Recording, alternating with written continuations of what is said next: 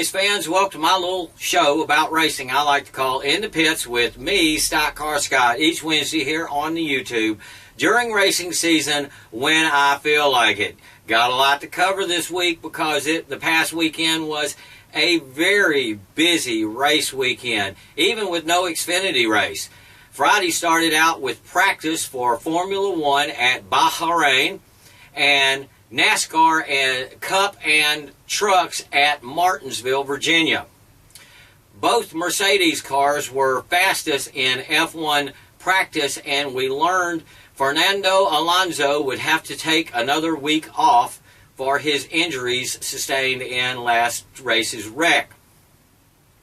NASCAR Camping World Trucks and the Sprint Cup Series practiced also Friday morning, with Trevor Bayne crashing his number 6 Roush Fusion, Advocare Fusion there.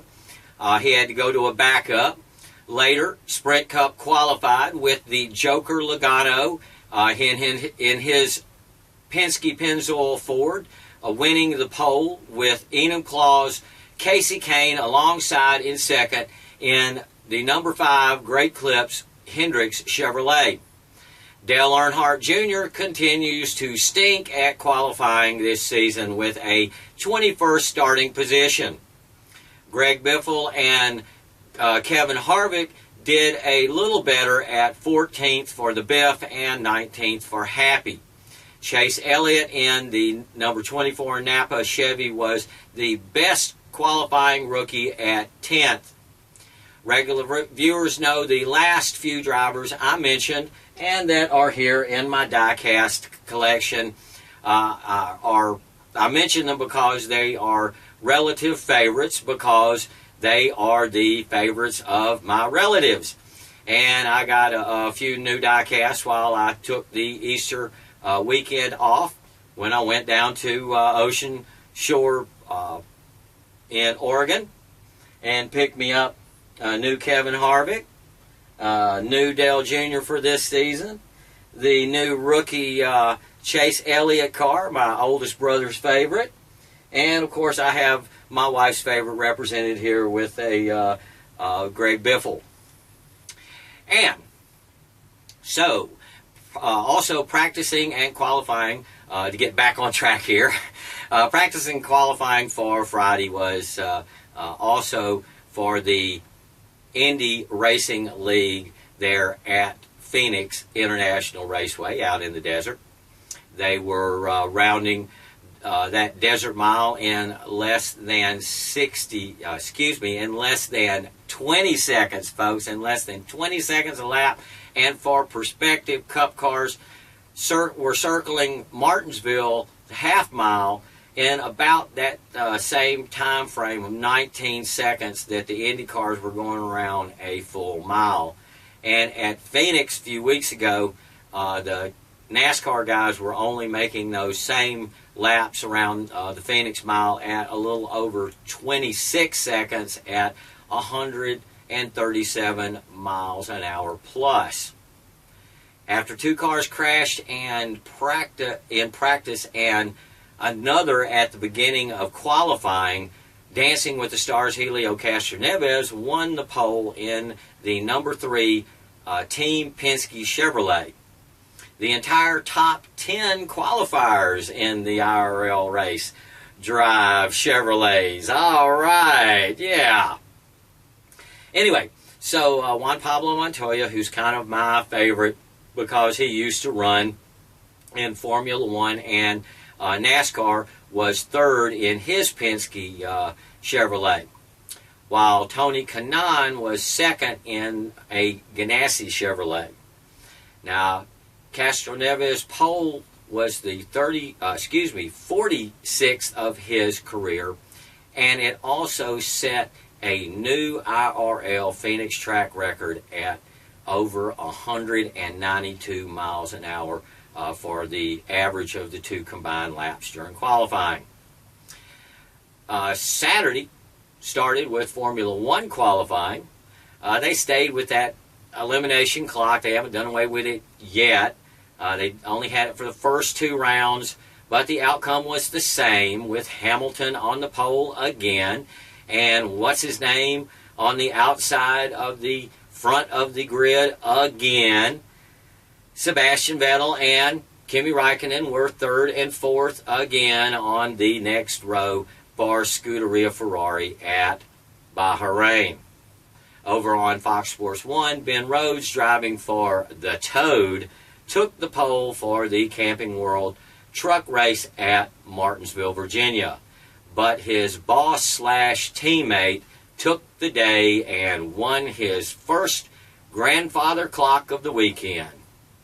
Number 8, John Hunter Nemechek, was the highest finishing truck regular in second, giving the Toad a little competition on the last restart.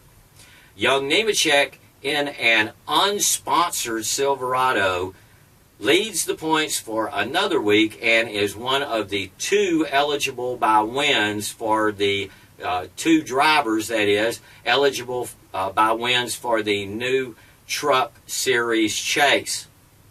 The next Camping World Truck Series race is next month at Kansas Speedway. Let me wet my whistle. We're just only about a third of the way through this. Okay. After the truck race at Martinsville, I thought that I set the video recorder to capture the K&N East race from last weekend, the weekend before at Greenville Pickens Speedway, South Carolina, and the IRL race at Phoenix Saturday night. But I only got the IRL race while I was out at opening night there at Evergreen Speedway. But being technically inept, I managed to miss the K&N East race.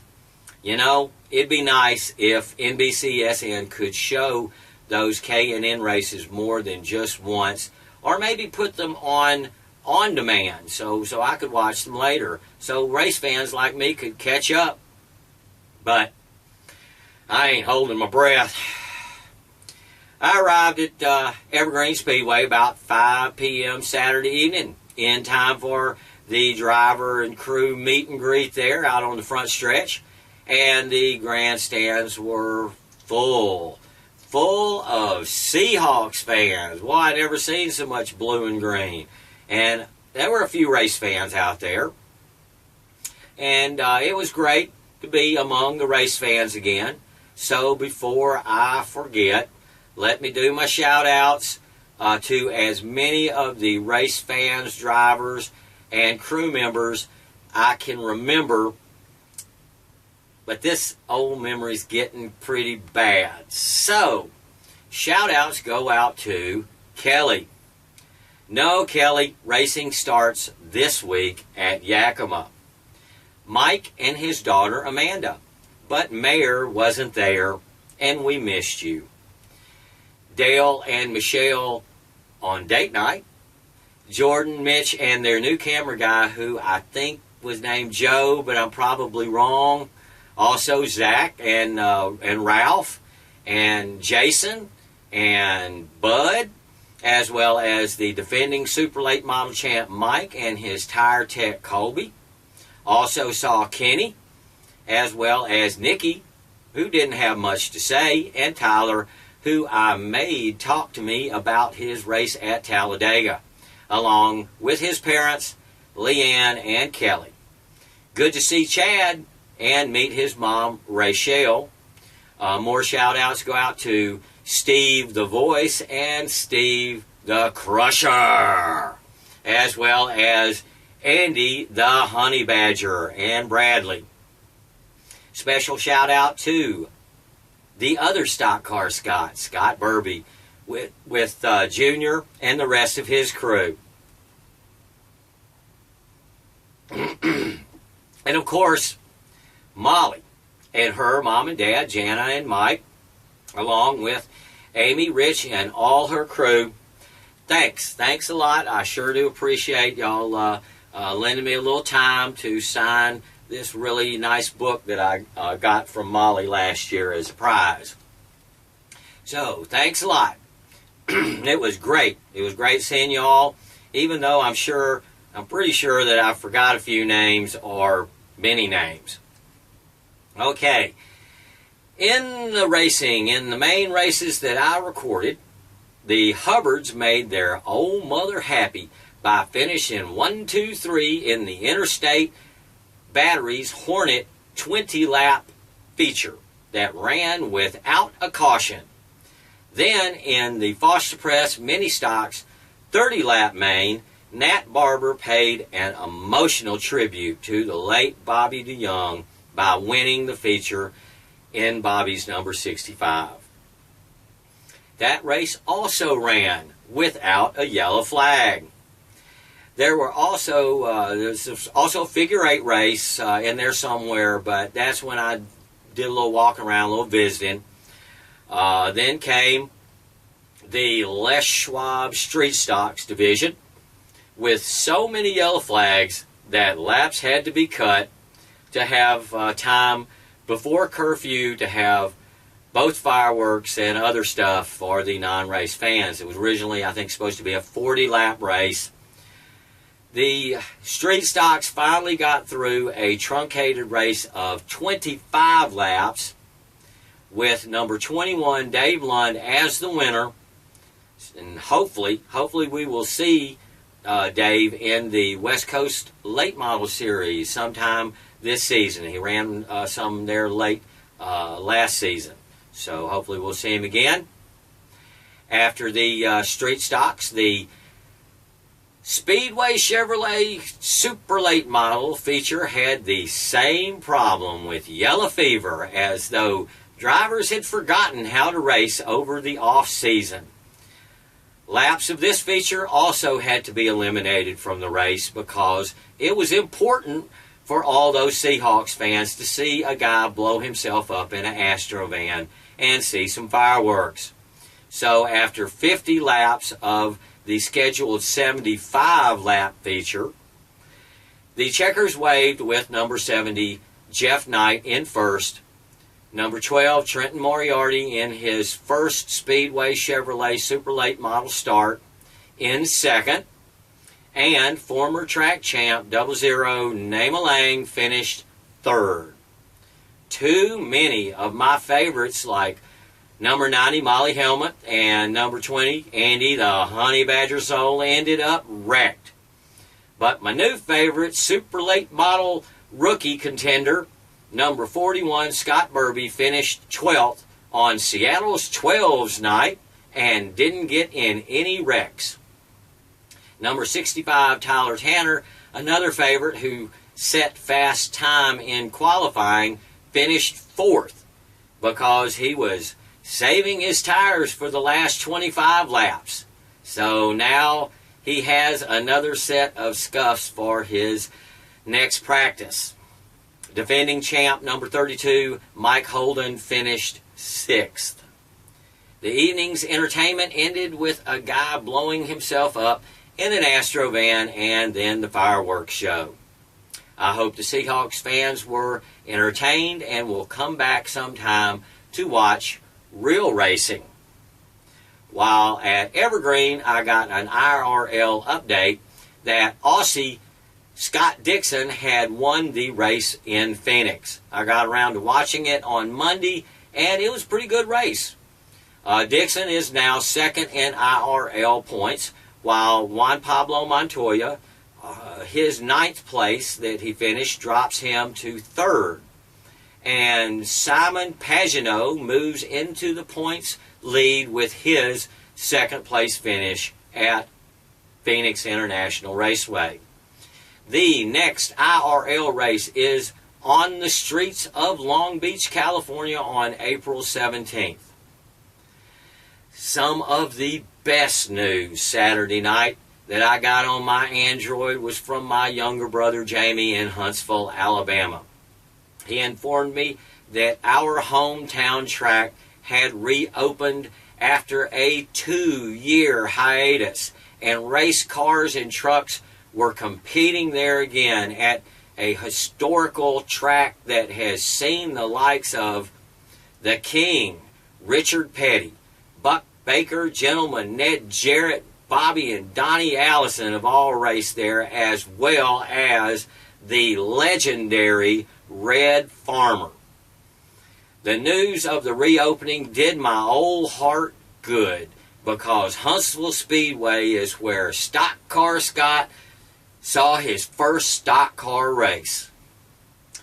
Sunday morning started early with the Grand Prix of Bahrain. During the installation lap, the Ferrari of Sebastian Vettel sprayed for mosquitoes, and as there are none in the desert, Vettel retired before the start of the race, before the race even got started. So, on the start, Rosberg and Raikkonen zoomed past the pole-sitting Lewis Hamilton, who was compromised in a collision in the first turn with Valtteri Bottas. After much skillful driving, Hamilton was able to work his way up to the bottom step on the podium by the end of the Grand Prix of Bahrain, behind the drivers that had maintained their positions pretty much from that chaotic start. Eventual winner, his Mercedes teammate, what's his name, Nico Rosberg, and second place runner Kimi Raikkonen in the surviving Ferrari.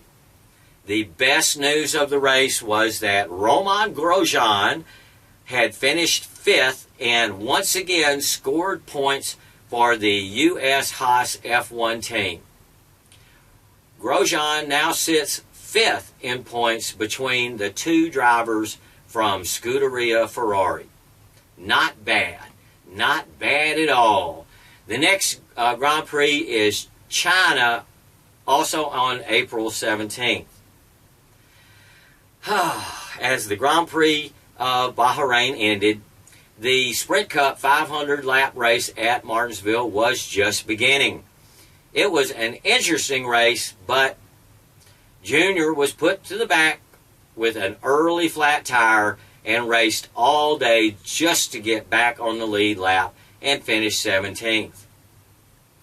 Biffle and Harvick each finished 2 places better than they started in 12th and 17th respectively.